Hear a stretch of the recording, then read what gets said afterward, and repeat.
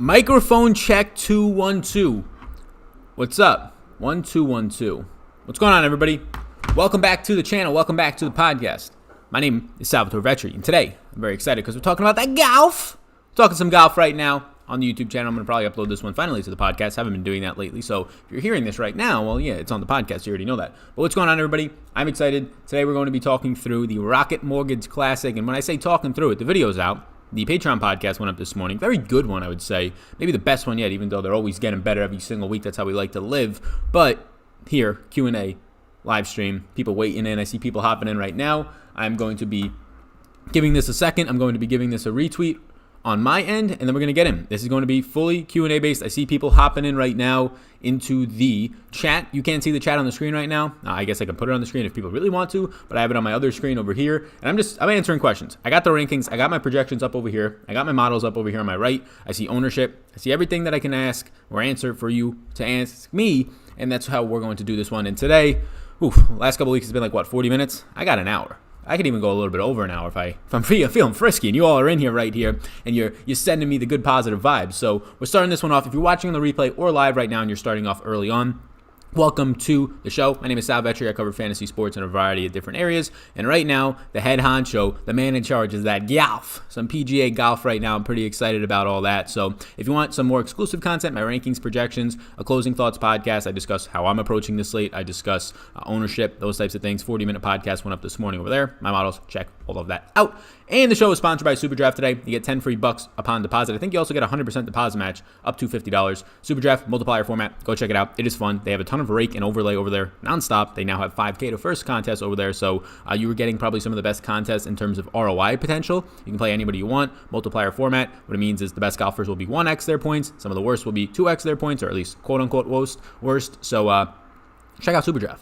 Go ahead, get your 10 free bucks. I see people hopping in. I like this. We're getting people in here. I got a coffee right here. The day's starting good. I'm ready to start answering some of your questions. Got a 4-mile run in. I'm still haven't eaten today, so we're fasting still. I'm on like 4 hours of sleep. Gonna probably sip some of this second coffee, so excuse me at some points during this, but we're ready. We're locked and loaded. We got everything going right now. As long as you can hear me and sound me and all that stuff sounds good. Thank you. RB, what's going on, my man? What's good, Sal? Thanks for next week, DJ, or last week, DJ, baby. Yeah. We're going on 2 weeks in a row and 4 out of 5 outright winners. DJ last week, thank God he came through, saved the week for DFS purposes, because not good types of guys I had missed the cut in Morikawa and Scotty Scheffler in my ownership, and then also Gary Woodland, I believe, Tony Finau, all of them, just terrible. Blow it all up last week, and then Webb the week before. Morning, just started following you. What's up, Sean? Just started following me. It's nice to meet you. Virtual handshake. What's going on? Hit that like button, Sean, and anybody watching on the replay, hit the big old subscribe button. We're popping up in the viewership and subscribes for golf right now, and I love it.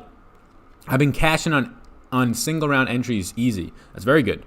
Yeah. I mean, if you're watching single round entries, if you're watching live leaderboards, you can get a feel for who's actually going to be performing better the next day compared to how they did, and who is naturally going to regress. Scrubs and studs are balanced. Happy belated birthday. Thank you, Andre. What's going on? Morning. Yeah. So let me get this link out right now, and then I'll answer that first question on the stars and scrubs are balanced. I think a lot of people are going to go stars and scrubs. It's natural. All these guys in the 10K plus range, honestly, from Tony Finau up, and you may even be able to exclude Ricky Fowler from that mix, but from Tony Finau up is as good, maybe Kevin Na up is as confident as I feel in guys even making the cut, right? Like the 8K range is very similar to the 6K range in terms of a lot of these guys' cut equities. Sure, I do think that Rory Sabatini and Adam Hadwin and RCB and Redmond, and these guys probably make the cut in this field, especially on how easy the golf course is, but their skill sets are not that far off from some guys in the upper 6K range and mid 6K range, so yeah, I think that stars and scrubs is fine, but you're then putting, two 10K plus guys, which is fine, but then finding 2 6K guys. I like both approaches this week. I normally build balanced. This week is going to naturally lend itself to go stars and scrubs. The ownership coming in on every single 10,000 plus player is showing you that people are going stars and scrubs. I think every single one of these guys is going to come in at 15% or higher owned in the Millie Maker. I think a lot of them, I think Bryson touches 30%. I think probably Tyrell Hatton, Webb Simpson probably touch 20%. Matthews Hideki might touch 20%. Reed and Hovland maybe around 15 to 20. So yeah, stars and scrubs will be the way that I think lends itself to making the best looking lineups, but I have no problems going balanced. Like a lineup starting with Sanjay, Tony Finau, and Kevin Na, that sounds pretty damn good to me, at least in my opinion. Best long shots to bet on. Yeah, so outright bets, I have Tom Hogue at 125 to 1. That number's probably come down. And I have Lanto at 140 to 1. I haven't bet any other long shots yet. I probably will fire a clip off on one or two other guys. I don't know what you mean by long shots. So like 100 to 1 odds? Yeah, that's probably where I would end up going there.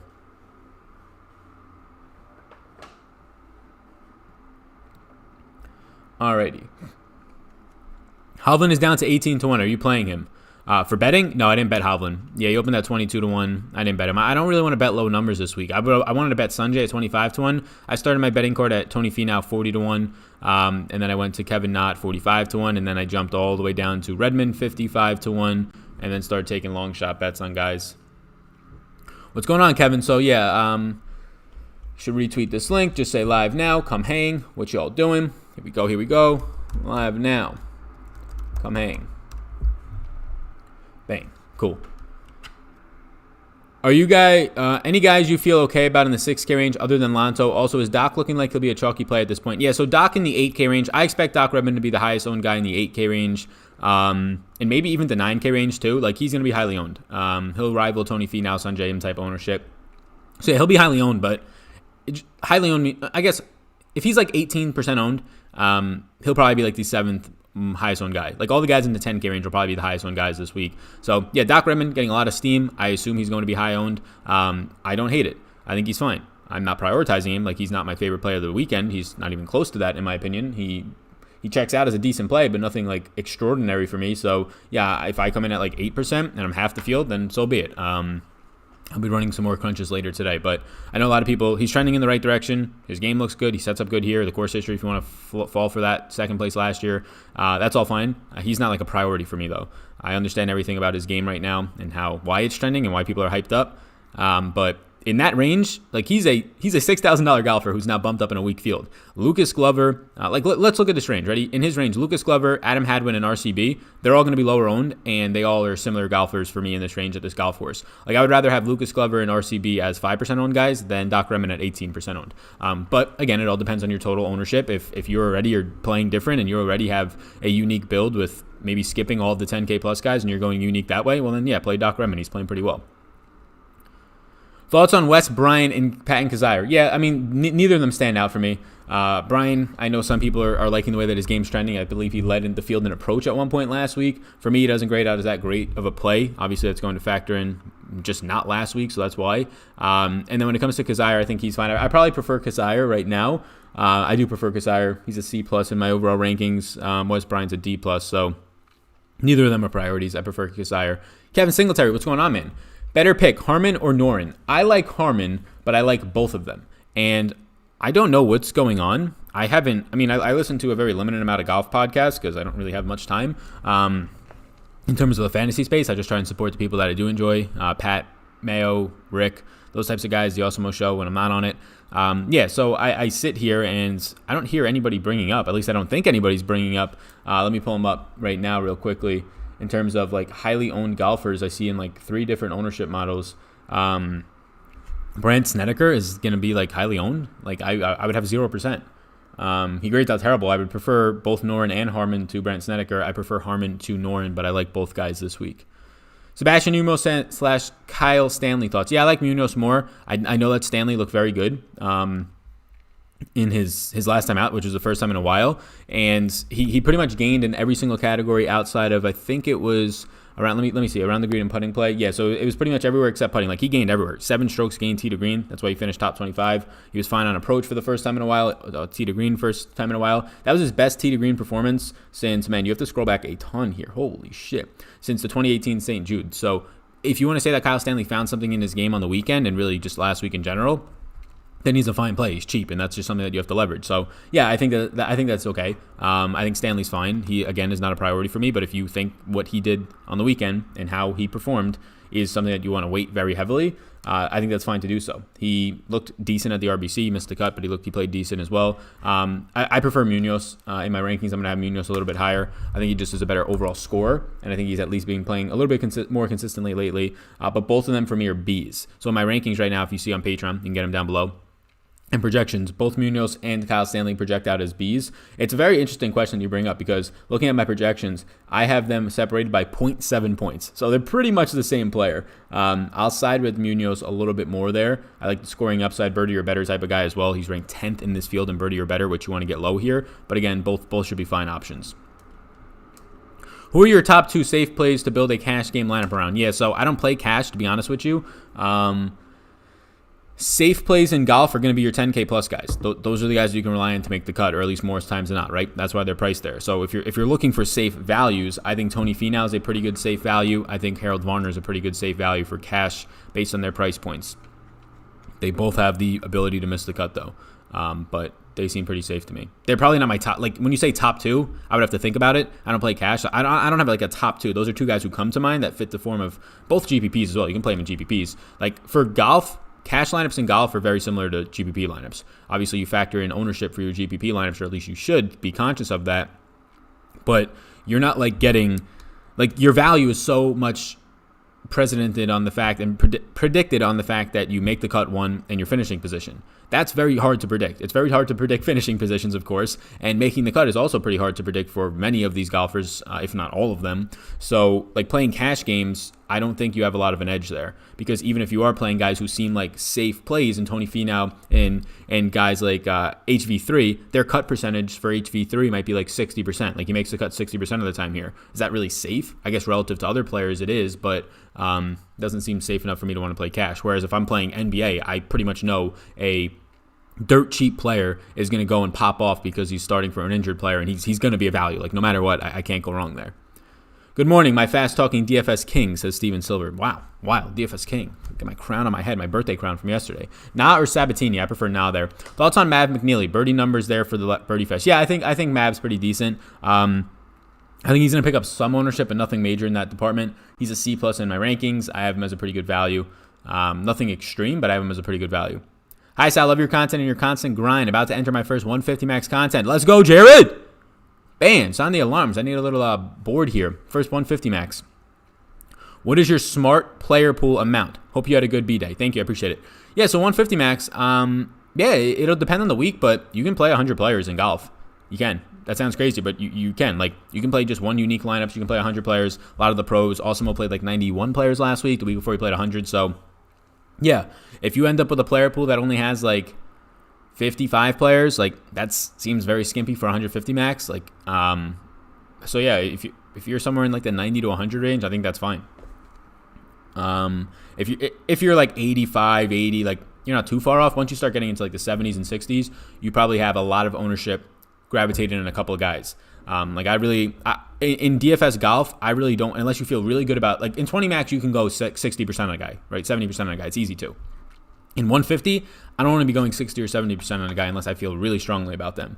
Normally, I won't have guys above like 40% in 150s. So hopefully that helps. I have projections, which will help you with that. I'm sure you can find projections elsewhere as well, but go and get mine. Patreon, link down below.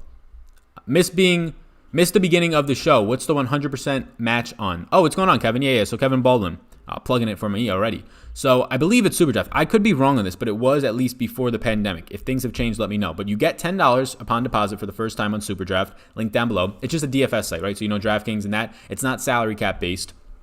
It is multiplier based. So if you have the best golfers, like Bryson in this field, he'll have 1 times his amount of points. But say a guy like Alonso Griffin might have, I don't know what his multiplier is, I'll have to go look, like 1.75x if somebody knows it. So you can play any guys that you want, and they have a multiplier. So it's a little bit of a puzzle in a different way. So you can play anybody. You don't have to worry about salary restrictions. You get $10. I know that for a fact upon deposit. And then I believe you still get 100% deposit match up to $50 SuperDraft. Down below, promo code SAL, or you can just click the link. It supports me, but it also helps you get a little bit of promotion if you're going to play. Might as well get some free monies out of it. Stephen Vetri hitting the like on Twitter. Shout out the brother.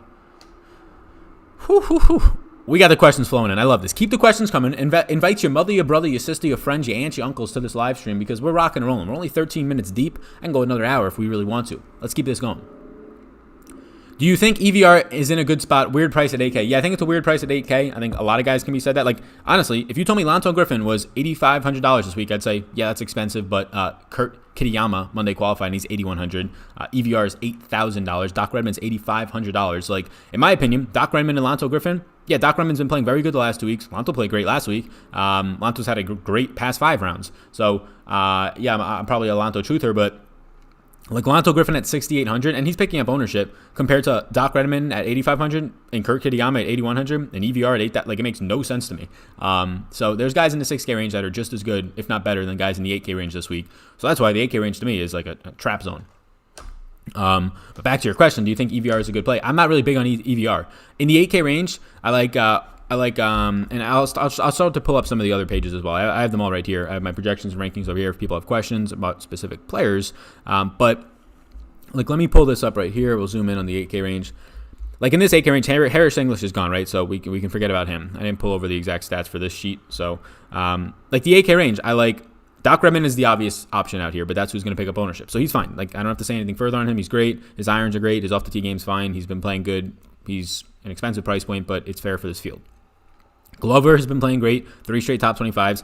I'd rather, if you told me right now I have a chalky lineup, who should I put in between Redman, Glover, and RCB? I'd probably put RCB and just leave money on the table. If you told me that I have a unique lineup and I can leave 500 on the table by playing even Redman, then yeah, I put him in there. So it just depends. Like in my 150 max, I haven't crunched my final lineups yet. I don't think I'll have a lot of EVR. I'd probably have more Kurt Kitayama than EVR, to be honest with you.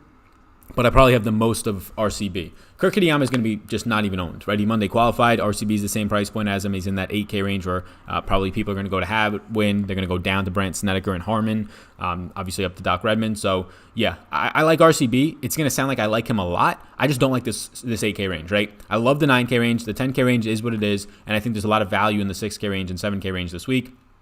I personally don't like the 8K range. Like, I like Rory Sabatini normally, but paying $8,800 for him instead of him playing his normal average golf and finishing 30th for you, that's not going to get it done at 8,800. I mean, maybe it does, but more times than not, it's not. So, like, these types of guys are now in the 8K range in a weaker field on an easier course. I trust Glover. I trust RCB a little bit, Hadwin to an extent, and Redman, but I really don't want much of this range relative to the 9K range, relative to probably even the 7K range at points. Hello from the United Kingdom. Enjoying your content. Thank you. Hubbard upside this week. I'll let you know what I have Hubbard at. I'll let you know that he doesn't like come to mind right away as anything that I want to own. Hubbard is a C in my rankings, which is not terrible for a $7,200 player. He is projected for 57.2 points and 7.94 value. So it's just a very average $7,200 play. Better plays in that range for me would be Sebastian Munoz and Kyle Stanley and even Tom Hogue. Par 5s, Eagles or better stats, birdie or better stats, you mean? I like Xander, or I like, I thought I said Xander Schauffele. I like Scotty Scheffler and Hovland. Who else is a good play? So you're looking at birdie or better and par 5 scoring? Yeah, I mean, if you're looking at birdie or better performances, I mean, obviously there's a lot of guys up top when it comes to your Brysons. All these guys up top are going to be good in that department. Patrick Reed is really good when it comes to birdie or better. You need to get the putter to be going there. Hideki thrives in that area. Obviously, Webb does. EVR is another birdie or better type of a guy. Not going to be as good on those par 5s, though. Bryson, Sanjay. So Sanjay just screams out being fine in this field. He doesn't need distance. He can hit the fairways easily. His birdie or better numbers are elite, and he's a pretty good price point relative to this field. Sebastian Munoz is another guy. Hovland you mentioned. So yeah, those are types of guys that you want to look at, birdie or better, and then par 5 scoring to an extent as well. I think Tony Finau fits that bill very, very, very well this week. I think Tony Finau is in line for his first. I think it was Jeff Feinberg said Tony Finau, like the Puerto Rican Open curse might end this year. Guys who haven't won on tour but won the Puerto Rican Open. Hovland did it right before the pandemic. Tony Finau's done it in the past. I like both those guys. I didn't bet Hovland. I'll have some in DFS just because of the number. But I bet Finau. I bet Nah. I like Finau this week a lot. I liked him a good amount last week. He misses the cut on the number because he can't birdie the 18th. Sucked. Reed or Hideki. So between Reed and Hideki, I actually go Hideki there, but they're both my two least favorite in that range. I know you don't play cash games, but would you recommend Redman and think he'll be a popular play in cash? Yeah, I think he'll be popular. He'll be the most popular 8K player in cash. Outside of Sanjay and Finau, he'll probably be the most popular 9 or 8K player. $10 donated. Happy belated birthday. Thank you so much for your dedication. James Young, thank you. I appreciate you, man. That's really awesome of you. I appreciate you doing that $10 super chat donation. What that pretty much is there's a little $ by the chat box, and that is a super chat. That's how you can make donations to the stream, which I usually put all those donations anytime from YouTube and YouTube ad revenue. I put that towards giveaways in the future. I put that towards content updates, equipment updates, those types of things that literally go directly towards the channel and community's growth. So appreciate that. Thank you, man. Is 63% Bryson too much? Oof, how many lineups you playing? If you're playing 150, I mean, that would be like the only guy that I would probably want to go that heavy on. Maybe Finau. I'm all over him, but it's almost as if he needs to win or plays top 3 to win a GPP. For Bryson if Bryson places top 10, you should be fine because he scores high, like he picks up birdies. But if he places 10, yeah, you might not win the whole thing. Top 5 is what you're probably going to need there, and he's been consistent. And this field sets up so nicely for him. But yeah, I probably don't want 63% in any format of him unless you're playing like, I guess not 10 lineups, because that would be 60%. I know who I like up top, but I'm having a tough time with the bottom tier. Yeah, that's the issue really every week. This week, I think the 6K range is actually relatively interesting because of the fact that the 8K range is like fucking 6K players this week. So people are going to like blow their loads on like 12 and 15% owned guys that are 6K players, but they're spending $2,000 more. And I'm probably going to do it a little bit. Do you like Brian Stewart? Not really. Do you like Scheffler can make do you think Scheffler can make the top 10 this week? Yeah, I think he can. He's got the talent too. Hubbard is chalk. Mark Hubbard is chalk this week. No shot. The price point that he's at means that he's not going to be chalk. And if he is, that's crazy. Yeah, no, Hubbard is coming in at like 2% owned on most of these sites I'm looking at. So no shot. This coffee is not hot enough. Sad face. Rory Sabatini or Poston. Happy belated birthday, bro. More grace upon your life. Appreciate that, Raphael. I'll go JT Poston or Rory. That's a really good one, actually. That's one that I haven't had yet. I'll go Sabatini there. Sabs. Do you think Wesley Bryan right shoulder can hold up to make the cut? I would not bet on him making the cut. I think he can. I don't know what to say with those answers. Like these guys' chances of making the cut are in like the mid 50s. All those types of guys. The Wesley Bryans. People asking about Hubbard, right? They're in like the mid 40s to like low 50s. Like it's like 46% to 52% for most of these guys. So most of the time they probably don't. Half the time they probably don't. Half the time they probably do. Could Kisner be a sneaky play this week at 7.7? Thank you for doing the live stream. Yeah, no problem. Yeah, Kisner's interesting, right? He kind of fits the course well, except the fact that last year 296 yards was the average driving distance. But you had to hit fairways, which he thrives on courses where he can hit fairways. It was easy to get to greens in regulation. I just worry about his distance a little bit. And I think he's at a price point where I just prefer guys either Harold Varner right next to him, even if he is going to be chalky Varner or more owned than the guys around him. I'd rather go there. I'd rather go to Brian Harman. I'd rather go to Alex Noren. So I think Kisner's a safe play. And actually, no, let's run that back. Not safe. I think he's safe in terms of like he'll probably make the cut and just be there. I don't really know his upside in this type of a field. I don't think it is a win. I'm on Hubbard, Stanley, and Munoz, but all look like they could be 10% or more owned. Yeah, I don't think that'll happen. Are they worth it at the right ownership, or do you pivot to a real owned Kirk, Grillo, Gooch? Yeah, I think all those guys will be low owned. I'm fine pivoting to Gooch. Grillo just looks so bad, but so does Gooch. But those are the guys that I would like there, mainly Stanley and Munoz. I don't think they're going to be as owned as you think they are, though. I think they'll rival around like 7% ownership. But even 10%, that's not a lot of ownership. If you literally leave $400 on the table and a guy that you think is chalky is 10%, it just evaporates a lot of that chalk. DK Sportsbook, Zach Jameson says, DK Sportsbook is offering $3 per stroke under par on an outright winner bet of $25. Who would you bet? $3 per stroke under par on an outright winner bet. So you have to have the winner, and you're getting an extra $3 per stroke under par. I mean, the winner in this is going to shoot like 23 under probably, 20 under at the worst. So you're getting $60 on top of your bet. Is that what you're saying there? I mean, I have my outrights posted on Twitter. It's Finau, it's Kevin Na, it is Doc Redman, it is Tom Hogue, it is somebody else, Lanto 150 or 140 to 1. Let me pull up my other ones. So these are all my outrights. I mean, you don't have to tell me. We're getting not lucky. I guess lucky is definitely in it. 4 out of 5 last bets. But Finau, Na, Redman, Varner, Tommy Hogue, and Lanto. Yeah, but your number on Varner is not going to be anywhere near as good. Maybe you could find it somewhere else. But I got him 100 to 1 when he opened. I get all these. People like to wait till Tuesday to place a lot of bets, but I usually like to just place them on Monday. My instinct, and if I want to add another bet, I will. But like Finau is down to like 30 to 1 now. Got him at 40 to 1. Nas down to like 38 to 1, got him at 45. Redmond immediately jumped to like 40 to 1. I opened right away, clicked his name, 55 to 1. Hogue is down to, I believe, he might be 100 or below that now, 125. Lanto, 140. Varner dropped like 60 to 1. Hubbard's 10% owned at least. Everyone's talking about him. I have no idea who's talking about Mark Hubbard. I'm seeing his ownership numbers come in. One site 4%, one site 2.5%, one site 3.5%. So if he's at 10%, I'm having zero either way. So I hope it's higher. Cut was -5 last year. Going to be some scoring going on. Yeah, and -5 was the cut last year. Highest on tour in almost 4 years, or I believe 4 years. The winning score was 25 under. He won by 6 strokes. Just insane. They increased the rough, so maybe that'll help a little bit. But these fairways are still easy to hit. They're not narrow. They're not tree lined. There's one water hazard on the entire hole, so nothing like the Pete Dye courses we've been getting the last few weeks. Any interest in Luke List punt? I guess like if you're punting him, yeah. I don't really have any. Do you like the defending champ Nate Lashley this week?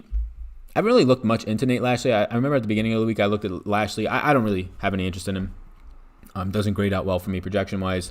He'll be like 1% owned, which is crazy, even though he's the defending champ. But I don't really know how do you like Nate Lashley. He's missed 4 straight cuts. He's looked pretty brutal everywhere. Like, he's literally not gaining strokes. He gained 1 stroke on approach last week. He gained 1.1 strokes around the green the week before that. He gained not a single total stroke at the Arnold Palmer or the Genesis before that. So his best thing is that he has going for him right now is that his putter has gained a half a stroke in his last 2 contests, and that's it. He looks terrible, so I would have 0%. Bryson, Finau, Hadwin, Higgs, Xingzu, Zhang. $7,900 for my final spot. Who do you take? Probably Harold Varner. Leave some money on the table.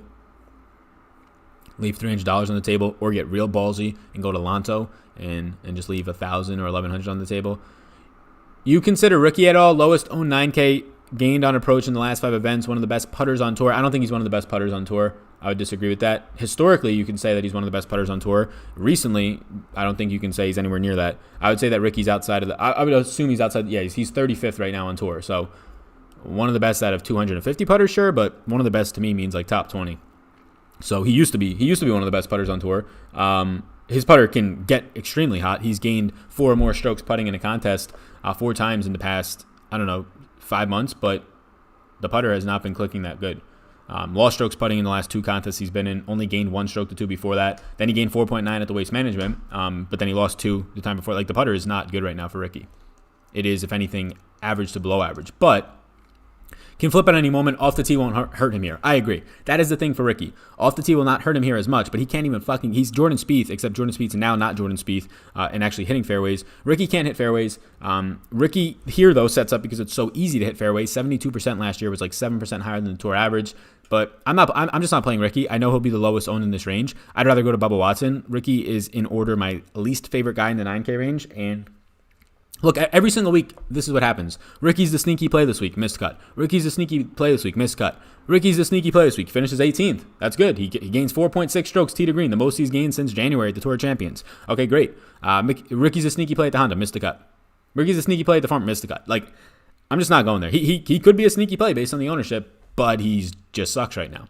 I would rank... I really don't know. I clicked my rankings to give you the exact, but Rickie would be last. Bubba is gaining interest from me personally. And I don't want to put another outright bet on a guy. I already got my bets in. I don't really, if anything, I'll go long shot. But I like Finau, I like Sanjay. Scheffler's fine for me. Like this 9K range, I do like. I hate the 8K range, so I'm going to be loading up in the 9K range. I think you can start your lineups with 3 9K range guys. Skip the 10K range. That might even be optimal. It might be. I like the 10K range too. I don't know why you wouldn't, but the 9K range is really good. The only guy I don't like is Rickie. Like, I'll have ownership to everybody in the 9K range, probably except for Rickie. So go get your outright bets on Rickie right now because he's probably winning the damn thing.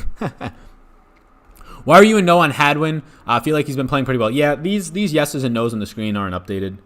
Hadwin's and he's okay. I'll have some ownership. Like, I have a no on Rafa, but he's a fine play for me too. Like, this is probably how it's more realistic. I haven't updated these since Monday morning. It's like this is probably more so what it would look like, obviously, because he's out.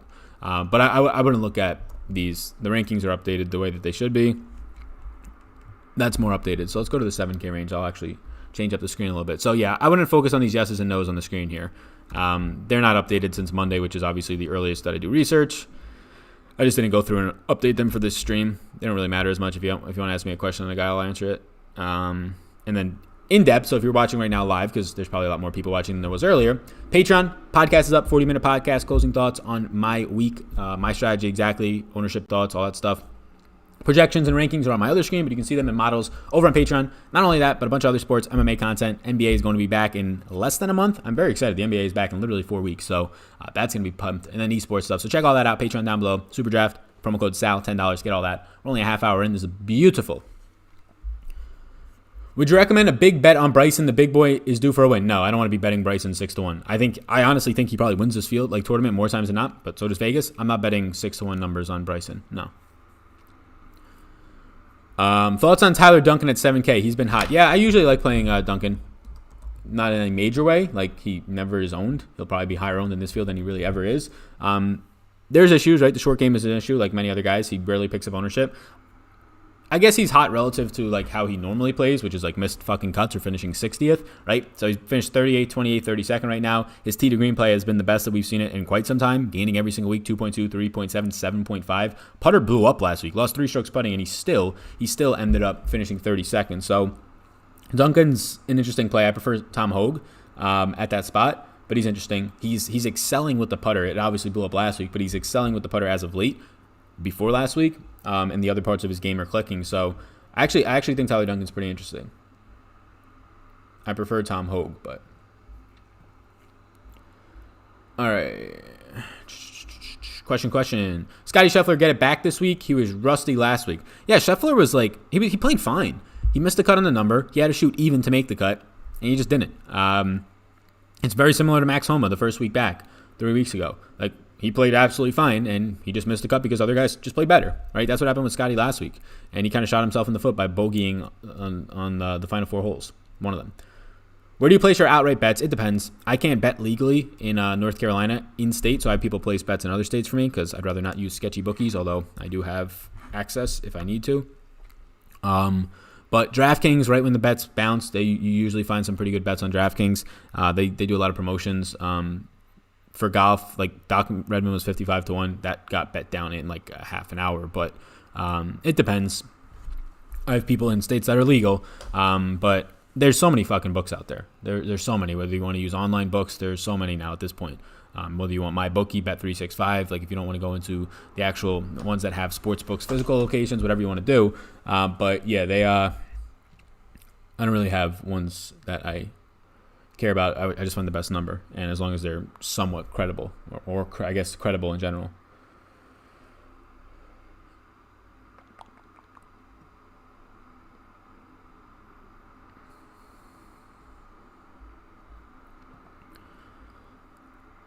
Anything for first day showdown? Nah, I don't really do any content on that. If I play first day showdown, I'll probably look at it tonight, and I'll just first day showdown. I'll just put more guys who are nice. I'll just put more guys who are long shots in play for me than I normally would, because guys like Harold Varner, already been a first round leader this year. Those guys can get hot for one round. We've seen it last week, right, with Maverick. So. But overall, in general, like, not going to string together 4 rounds, but I don't really put in first round showdown content. That's the issue. Like, right now, golf is picking up similar views to like half of my NFL videos, but it's hard to get a lot of content out because a lot of it is predicated on 4 days of showdowns, and there's no point in me putting out a video at 7 o'clock at night by the time it gets up to be done at 6 a.m. when the event starts, and people are sleeping for 80% of those hours. It makes no sense. But I do want to get a Tuesday golf video in there. I don't know what it is, though, yet. It could be just betting specific and on Monday, and then Tuesday DraftKings, but it kind of messes up the schedule a little bit. Hubbard is 5.3% owned. Yeah, it's different on every site. More Doc or not? More Nat or Doc, or should I play both? I like both. I like Kevin Na more. Any 6K players you feel confident in that you play in cash? Probably just Lanto. But no, none of them I feel confident in. They're in the 6K range. I don't even feel confident about the 8K range. But I don't play cash, so I would tell you not to play cash. You think Hubbard will make some noise? I think he's a fine play. Anything for first day? No. Wolf this week? Yes. Matthew Wolf is a very interesting play this week because he is dirt cheap, and he should not be. His betting odds say that he's a $7,400 player. Matthew Wolf will probably miss the cut, honestly, to be completely honest with you, but his game has been in shambles for a little while now, but Matthew Wolf is way too cheap. He's a 110-1 odds to win this thing, which puts him in a range of where he should be probably, I don't know, $7,400, and he's coming in right now at $6,800. 110 Vegas odds tell me that he should be around a $7,400 player. He has not been good. He's missed back-to-back cuts. Literally, like this is Matthew Wolf's log. Miscut, 58th, 52nd, 54th, miscut. That's not great. That's not great at all. But based on his odds to win, he's underpriced. Do I feel confident in playing him? No. If anything, I'd have him like a couple of 150 lineups at most. His game is kind of in shambles. Who's going to have higher ownership, Hadwin or Glover? Between the two of them, I think it'll be pretty similar, to be honest with you. Let me look at this beta ownership I have. I think Glover might push like 9%. I think Hadwin will probably push like 10%, somewhere around there. I think it'll be pretty similar. Ricky's trash now. Agreed. I'll never play Ricky again. He screwed me too many times. Yeah, I don't think I've ever played Ricky outside of like some majors, Masters maybe. Where are we at? Oh man, we got a lot of comments. This is good. Man, I'm scrolling so far back up. We got a lot in the hopper. Who's your favorite long shot bet, 100 to 1 or higher? I have Tom Hogue bet and I have Lanto bet right now. Who do you prefer, Patrick Rogers or Kyle Stanley? Probably Kyle Stanley. How are you going to determine percentage of the 10K guys? Feel like any of them could win. I'm just going to plug my projections into the optimizer and see what it pumps out for me and see how I feel about that. They're all going to be 15 to 25% owned. Bryson will be 30+% owned. I'm fine with any of the 10K guys. I really don't want too much of Hideki or much of Patrick Reed. The other four I'm fine with. And then I really like the 9K range. So I think it's going to be contrarian to start with 3 9K range players this week, and I'm going to try and do that in my high stakes lineups. To piggyback on the last comment, Stewart or Rogers? Probably Rogers, although not really big on either. This is a week to be betting long shots with each way's top 10. Yeah, I agree. Thoughts on Wise? Played decent last week and seems to be better in weaker fields. I think he actually plays better in really, like, I think he probably plays better in really strong fields. But yeah, he's fine. He's just in a sea of 50 players that all look the same to me that don't pop off, and you might have little ownership to them. What 6K guys do you like? None of the 3 that you said. McCumber, Ryder, McCumber if anything, and Seifert. None of those 3 though. If I'm playing one lineup, do you feel like I'd have to eat the chalk on Bryson or play a few? I'd just play with the 9. If you're playing one lineup into the Millie Maker, I would not play Bryson. No shot. You need to get leverage. You have 0 leverage playing in the Millie Maker with one lineup. It is the worst possible decision you can maybe make in your betting career, playing in the Millie Maker with one lineup. But if you're going in saying, yeah, I'm going to lose this money, but I don't give a shit. I'm trying to be entertained. Okay, well, that's fine. That's probably the right approach to go into it, so you don't be throwing a ton of money away. But one lineup into a Millie Maker, and really any large field GPP, is a terrible approach. And the best way to get some leverage is to fade the guy who's going to be 35% owned. Yes, I would not play Bryson if you're playing one lineup in the Millie Maker. Seifert is 400 to 1 outright, 95 to 1 top 5. Yeah, I don't want any of those guys. If I'm playing Hollywood Hogue, yeah. Shout out Josh Teeter. Sorry if you already mentioned this, but thoughts on Alex Noren and DK Tornies? Yeah, I think Noren's actually pretty interesting this week. I think I prefer Brian Harman. I definitely prefer Harold Varner, but I like Noren. I like Noren over like Brandt Snedeker. Is Tringali making the cut? Probably not. He'll probably blow the fuck up. Like, he's been playing well, except last week when he blew up. But I like him this week. Shout out North Carolina. You can find good odds on ACR, but I always find the best odds in New Jersey. What is it about Ben Martin I'm missing? He looks solid on Fantasy National, but nobody's feeling him. Ben Martin, I don't even know who the hell Ben Martin is. Who the hell is Ben Martin? He is the 136th ranked DraftKings scorer in this field. That doesn't sound too good. I have no fucking clue who Ben Martin is. He played at the AT&T Pro and finished 25th, miscut, 29th, 45th. Yeah, I've never heard of this man. Been playing decent as of late. Amax, 3 different course rotation, played decent there. Ben Martin. Yeah, I mean, I guess go for it. I have no take on Ben Martin. 136 points overall, 118th short game, 113th strokes game total. Not for me. He has played decent this year, though. It's either a miscut or a pretty good finish. When doing a 20 max, how many... Sal, what do you think about Lanto Griffin? You're throwing me a softball. I love Lanto Griffin every week. He's going to be highly owned this week. Higher owned than he normally is, so that's one concern. How do you like T Dunks? Dude's been on fire. We were just looking at his profile. It looks pretty decent. How big should your player pool be for 20 max? It depends. It depends on how risky you want to go. In 150 max, I want to have a pretty decent sized player pool, 90 to 100. In 20 max, you could really tighten that up and just stick to like a solid 3 guys, not 100% of 3 guys as like sort of your core. Although I think that's a terrible strategy, just playing cores. But in 20 max, it's more viable. With that said, yeah, 20 max, it depends what you want to do. Like 25 maybe, 30.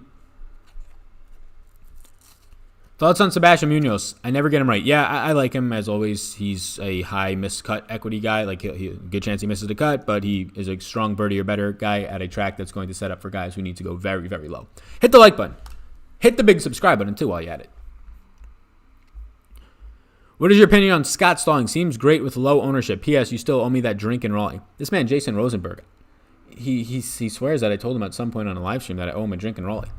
Trust me. I'm the furthest thing away. I am pro stranger danger, stay away. So I have no idea. I just try to type this motherfucker's name in, Jason Rosenberg, into my model.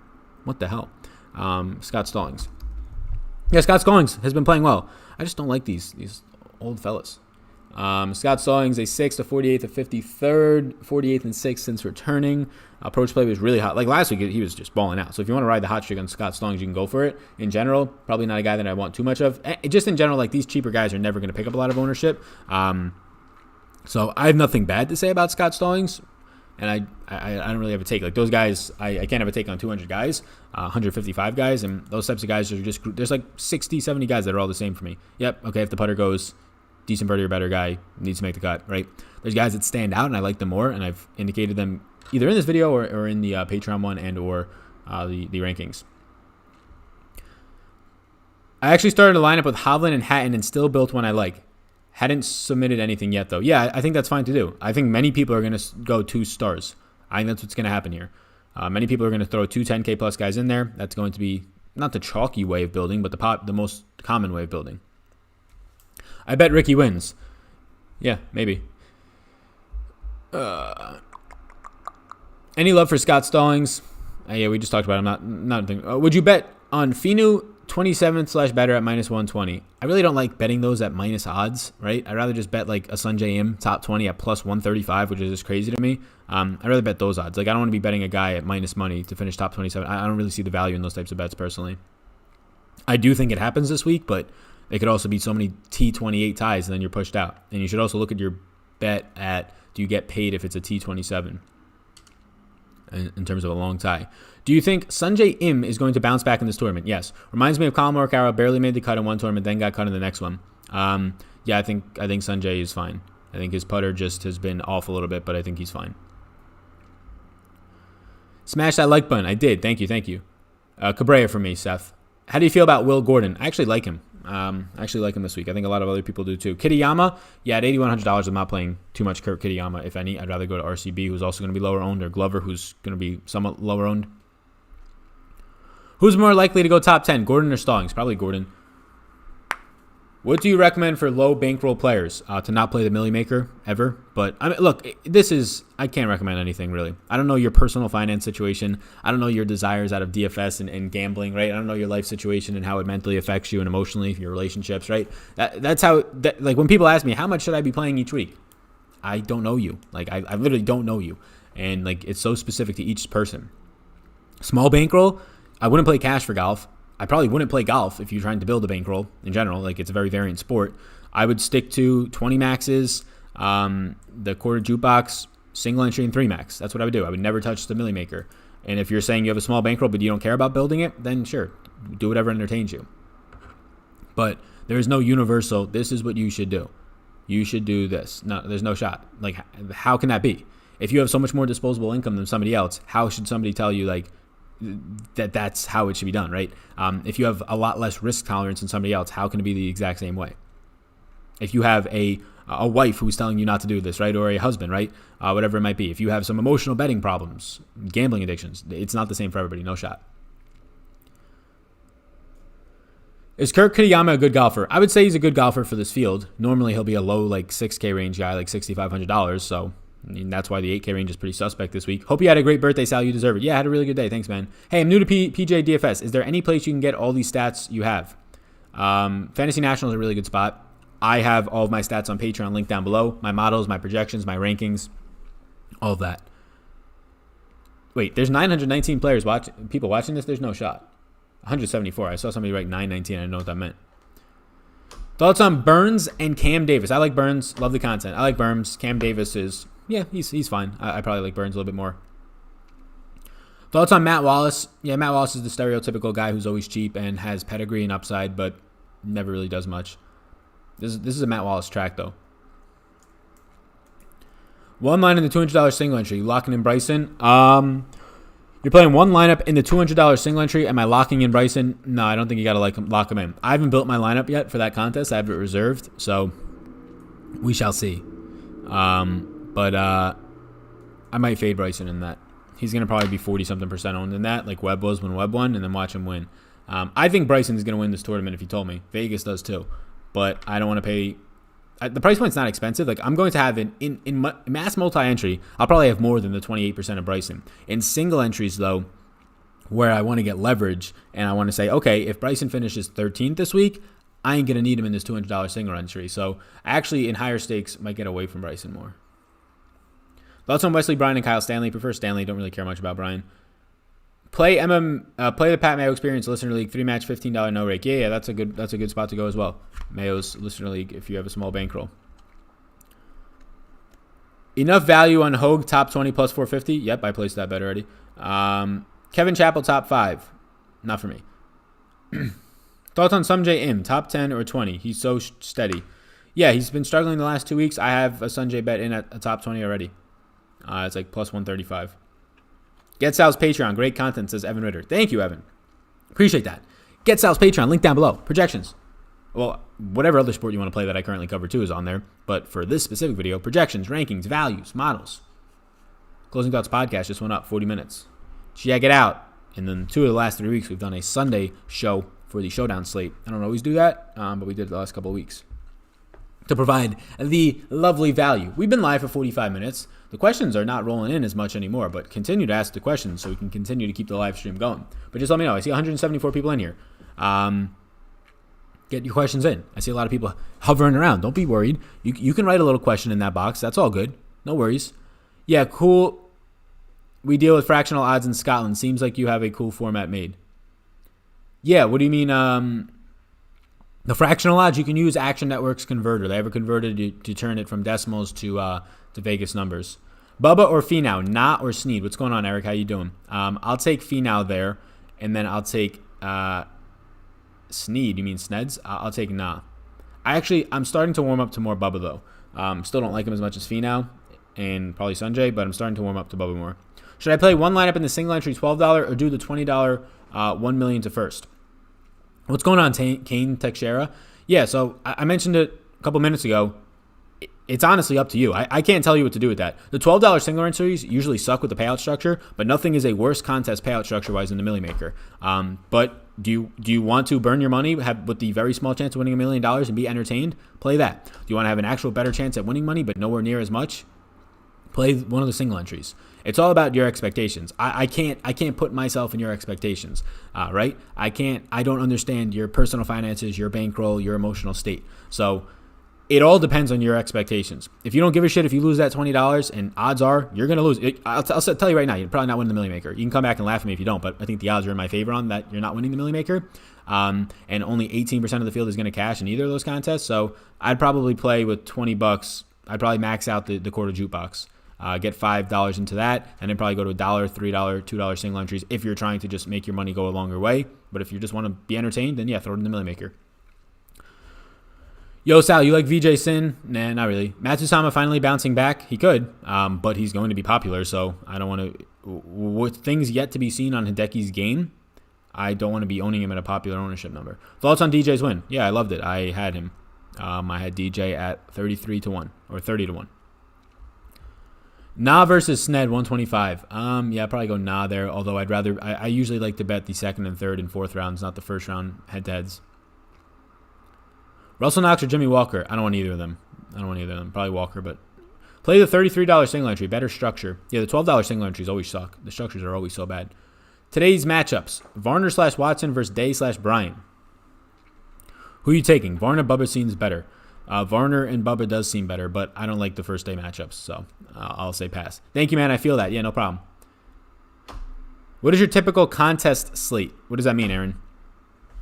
Contest slate? I'll 150 max some. I don't really 150 max a Millie Maker. I don't want to.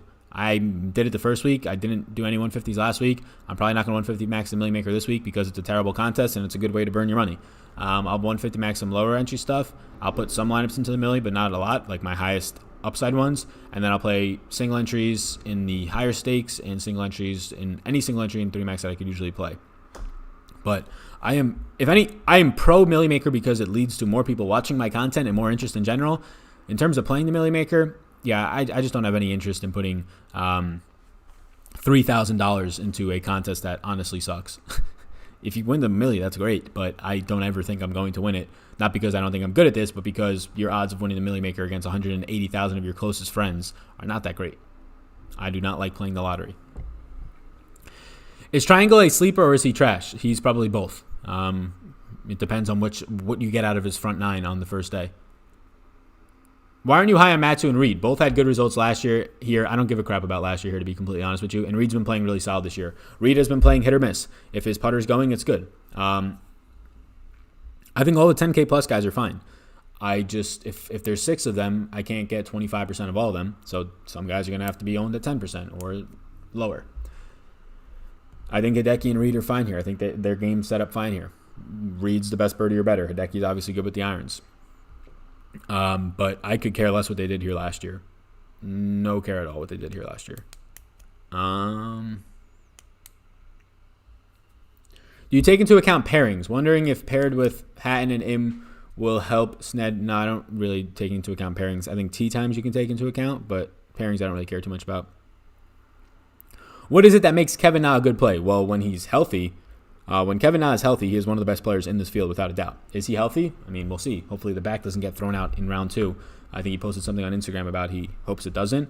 But Kevin Na is just a strong player all around. This is a birdie or better track, and this is arguably, outside of Webb Simpson and probably Patrick Reed, this is arguably the best putter in this field, and is Kevin Na. You can probably pull up a few other names. I don't think, we don't have any Denny McCarthy's in this field, right? Like Luke Donald's fine too, but Kevin Na's like a top 5 putter easily, probably a top 3 putter in this field to me. So birdie or better numbers are going to be there. And the thing that's really been clicking since the break, and for a while now, this entire year, is his tee to green game. So if you're a good tee to green, which is sticky, and we already know you're a good putter, those two combinations are extremely deadly. That is what Jordan Spieth was doing when he was going on a run. His tee to green was actually good. Now it's not, right? And his putter was always deadly. It still is. Kevin Na has always had a good putter. And now his tee to green game has been getting very consistent since the start of this year. If that continues to click, the guy's going to be hot fire. Like his iron play, another thing. Around the green play, putting has all been good for him. But his irons and his tee to green have really been coming on. Just a strong player. What are your thoughts on Doc Redman top 10? I have an outright bet on him at 55-1. I think top 10's a fine bet. What do you think of Straka and Taylor Gooch? Very similar players to me. They'll either finish dead fucking last or go on a hot streak and finish like 6th. Their cut equity is not great, though. Do you like Ricky as a golfer? I have nothing personally against any of these people, so I guess I don't know his personality, but I think his game is deteriorating a little bit. And if it wasn't for Jordan Spieth, people would look at Ricky and Jason Day and say, like, man, these guys kind of suck. Lately, at least.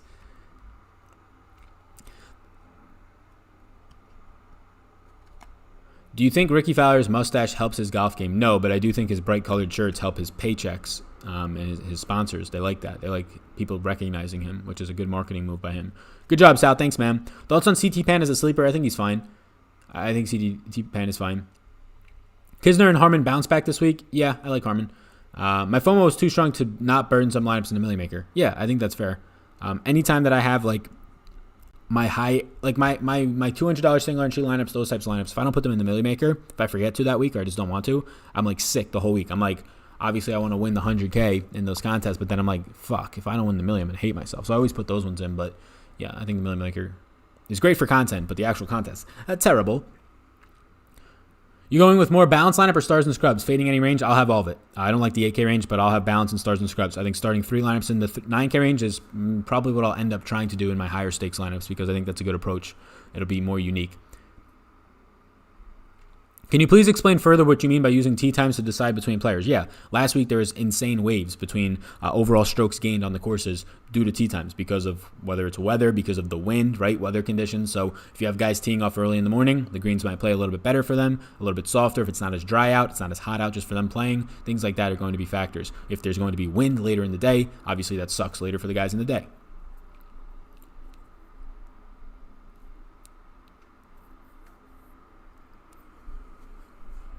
Adam says 193 people watching, 50 likes. Come on, people, hit the damn like button. And help your boy Sal out. Help your boy, talking about the golf, out a little bit. Hit the like button. Hit the subscribe button. That's the big one. But the like button, that's pretty cool too. You a Tiger fan? How can you not be? Kevin Na or Doc Redman? Kevin Na for me. Thoughts on Maverick? I think he's fine. Thoughts on Chase and Hadley? I actually like Hadley. I think he's fine. He's one of the cheaper guys that I'm fine playing. What teams do you follow in sports not pertaining to DFS? I'm a Packers fan, a Yankees fan, a Bruins fan, and then that's it. A Penn State fan. I went to Penn State.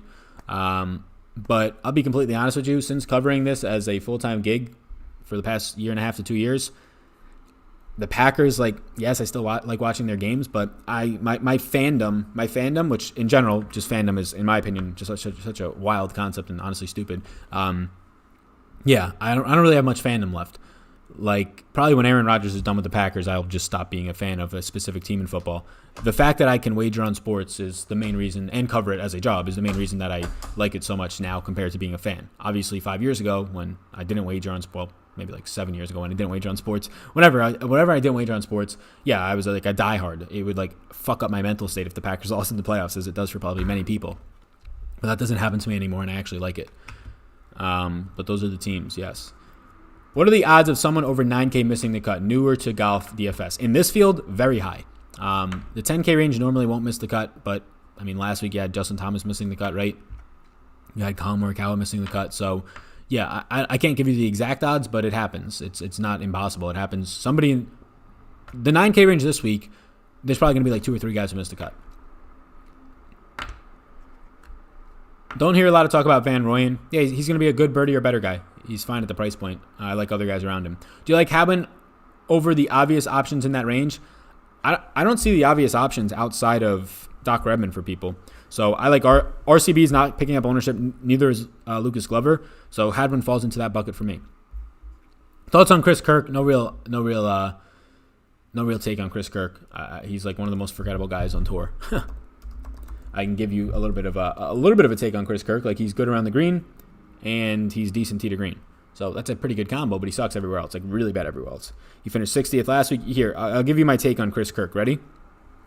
Dating back to March of last year. Miscut, 33rd. Miscut, 60th. That is my take. You can do with that what you want, but pretty bad. Thoughts on Webb over Bryson plus 121? I don't want to make that bet. It's just so much of a toss-up. I don't think you're getting any value out of those odds. CT Pan was super low ownership. He always is. Any guys in the 6K range not named Lonzo this week will be low owned. When Tiger comes back, will you bet on Tiger? No, never. His odds are always juiced. If Tiger plays at the Memorial, he's going to be 8 or 10 to 1, and he should really be 18 to 20 to 1. Favorite golfer in the 8K range and the 7K range?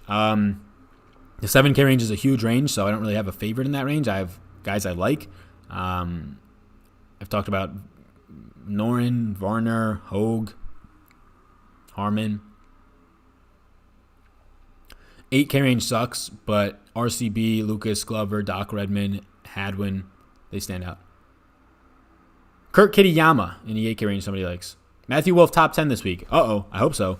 My man be missing the cut a ton. Burns or Cam Davis? I'll go Burns. You going to be doing MLB DFS videos? No, sir. I will not be. This year I will not be. I'm going to be... MLB DFS is fun. I think it's fun. But due to the pandemic, it's going to be going on at the exact same time as the NBA. And the NBA is this much more interesting to me personally and everybody else in the DFS space than the MLB. Golf will still be going on. That's going to take priority. So I will not be putting out videos for, at best, the third most viewed and searched sport at the MLB at that time. So no MLB for me. And I honestly could care less. The MLB is a terrible company. The MLB is, I can go on a whole rant about how the MLB is one of the worst marketing companies in the entire world. And I don't know how the hell you can do that when you're a sports company. It is so easy, post highlights. But no, if you try and post Twitter videos of the MLB, you will be banned from life for Twitter. The MLB is just so backwards. They made a lot of money in the short term charging people to watch little clips. And now they're falling behind because nobody my age likes the MLB. Will Lonzo make the damn cut? Probably. He's probably got a 56% chance, so more times than not. Sal, what do you think about the Pittsburgh Pirates? I like their stadium. I went to a couple of their games. Pretty cool there. Glover better win soon or his wife is going to whoop that ass. Uh-oh. Yo, man, big fan of the show. How do you feel about Christian Brudenhurt this week? Yeah, maybe he's a sleeper, but I'm just not getting much. He's sandwiched between guys that I like more. Doc Redman, Lucas Glover, Adam Hadwin, and RCB are literally all around him. So I'm just not getting there. Is Gordon and Bryan a safe play? I would not say either of them are safe. I like Gordon more. Sebastian Munoz seems fine to me. Thoughts on Victor Hovland? Yeah, he's fantastic here. If he gets his putter to go, he's going to win the damn event. Yeah, Victor Hovland is fantastic. I can't say much about him in this field. He looks really good.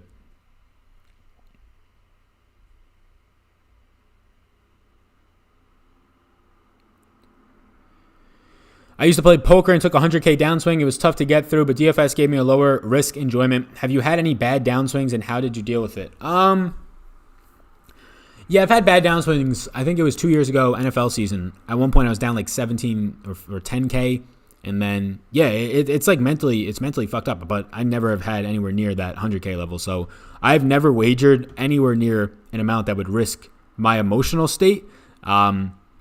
Being collapsed would risk my financial state. So no, I have systems set up that makes me not lose a lot. And when I say 10K down, that means like a span of like, I don't know, 3 weeks. But end of the year was probably like a net or like a loss of 2,000. But yeah, no, I don't ever have 100,000 of myself into contests. Maybe one day that I will, but I would hope that I never do. Even if I have a lot of money, I would hope that I'm investing my money a lot better. And if you're a good poker player, that might be your best investment. But for me, Burr real estate investing, the market obviously, that seems like a lot better spot to put 100,000 of my doll hairs than DraftKings. Manfred's a clown. Yeah, he is. He's a fucking clown. That whole sport of the MLB is just a awful sport. The players love the players, like they just can't market themselves because their sport is a tyranny, and it's gross. You look at the NBA. JJ Redick's hosting a huge podcast. Matt Barnes has a huge podcast. All these guys are on podcasts. LeBron's got his own show. Kevin Durant's got his own show, right? These guys are marketing themselves. You look at the MLB, crickets. The best stuff that they get is when what's his name just tweets. I already forget Bauer. Whenever Trevor Bauer tweets, it's awful. The sport is completely dying because they don't know how to market. Because they're so short-sighted. McNeely thoughts, I think it's fine. How do you feel about Sam Burns' par 5 scoring? How do I feel about his par 5 scoring? I mean, it's one statistic that'll be weighted in. Doesn't make me feel outstanding. The birdie or better numbers make up for it. The price point makes up for it. What do you think about stacking 2 9K guys with Matsusama? I think it's fine. Yeah, I don't think there's anything wrong with that.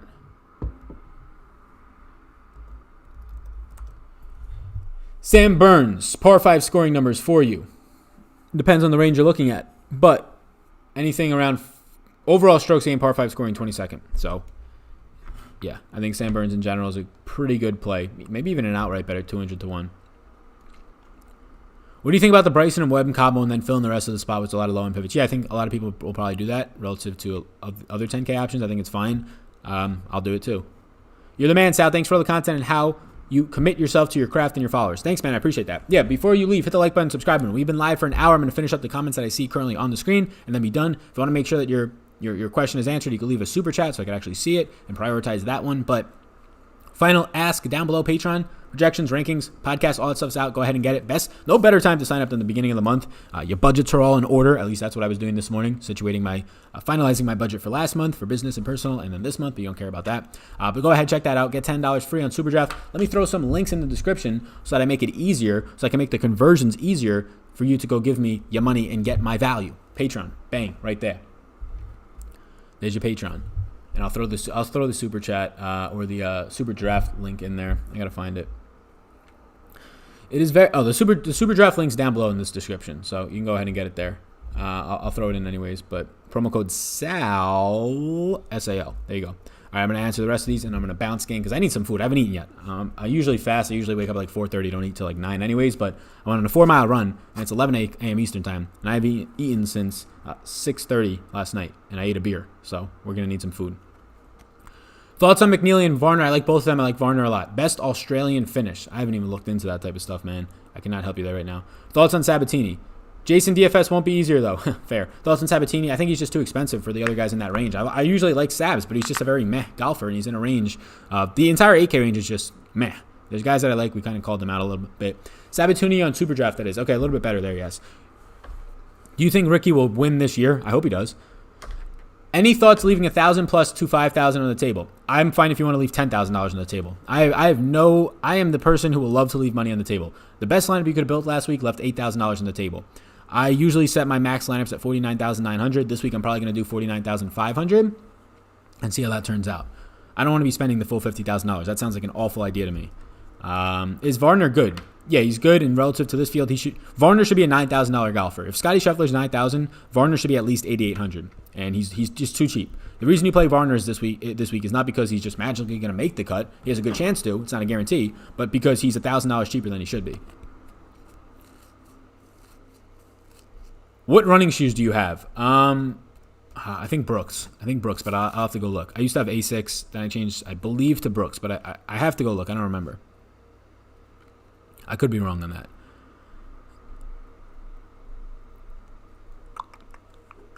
Hatton should make the cut, right? Yeah, he should. No love for Poston this week. Just in an interesting price range. I prefer Sabs. I prefer Redmond, Glover, Hadwin, and Bell, and RCB in that range. Just an interesting price range for Poston. Nothing against him, though, if you have something that makes you prioritize him a little bit more. I don't have anything really too against him.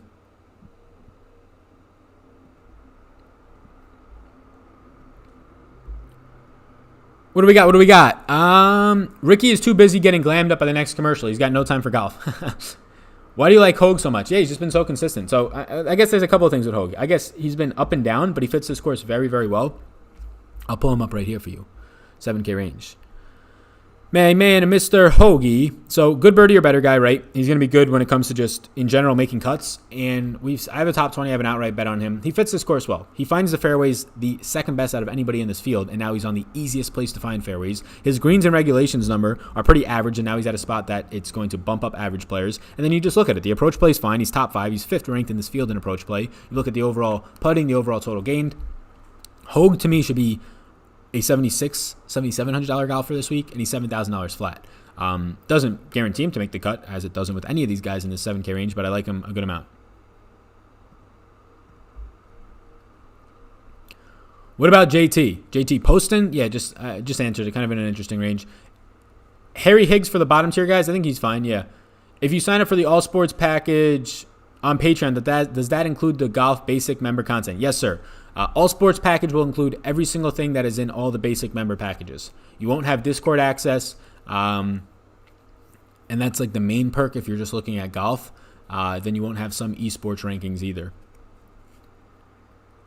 Other guys in Brian's range that you were looking at. Brian or Bryson? West Brian's range? Let me tell you right now. I'll pull up my rankings right here. Wesley Bryan, $6,500. Let's pull up that, and I'll tell you who in his range looks a little bit good. In the Wesley Bryan's range of $6,500, not a lot's down here. I'm going to be honest with you, man. At $6,500 exactly, guys that I like better than him are Matt Jones and Cameron Davies, Pat Perez, Sam Reiner. The guys that I like the most are probably Wyndham Clark, Danny Willett, Cameron Chingale. Matt Wallace is fine. Andrew Putnam stands out a little bit. Lanto right now is my number one value play on the entire slate. Take that what it is. Obviously, that is if he makes the cut. If he misses the cut, well, then, yes, he didn't exceed value because he missed 2 rounds. Appreciate you, Sal. Go Yanks. Thank you. I appreciate it. Great shout out for Tom Hogue, mate. I'll throw him in some top 10s. I speculate with accumulators with football. Nice. Soccer. That's funny. All right, gang. Appreciate it, everybody. Thank you so much. Have a great rest of your day. I'll see you all in the next one. If you're listening on the podcast or watching the replay, I'm about to put on this end screen actually for everybody. So have a great rest of your day. An hour and 10 minutes. I love this. It's the favorite piece of content I do every single week. So follow me on Twitter with any questions at Vetri DFS. Hop into the Patreon streets. Hit the subscribe button and the like button before you leave. Hogue over Burns. Yes for me. Yes. All right. Peace out, gang. Check out the fade. Feeling pretty good. I need some food. I need to drink. Warm up this goddamn coffee that's now cold. I always do this. In the mornings, I go and make a 30-minute video, and I have a cup of coffee next to me, and I never sip it, and then it's cold. I don't know why I do it. I guess it just feels good. All right. Peace out, gang. See you. Let's put on... we did this last time. Ready? This will be for anybody who watches to the end of this live stream for some reason on the replay. But ready? All right, so we got the end screen up here. Go ahead, hit the subscribe button. It's going to pop up now if you're watching on the replay. Go ahead and just buy all of my products. Go get all of them. Patreon, everything. Go support me. Make me as close to a millionaire as I can possibly be. Hit the next video, whatever it might be. Go check out the fantasy football playlist and also buy that draft guide. Okay. All right, this is on the end screen now, so peace out, gang, and go enjoy all the value that I have to offer. And if not, hopefully this live stream did it for you. So go win the Millie Maker. Come back in my face to the person that I said, oh, no, you can't win the Millie Maker, and peace out, gang. What about Bryan?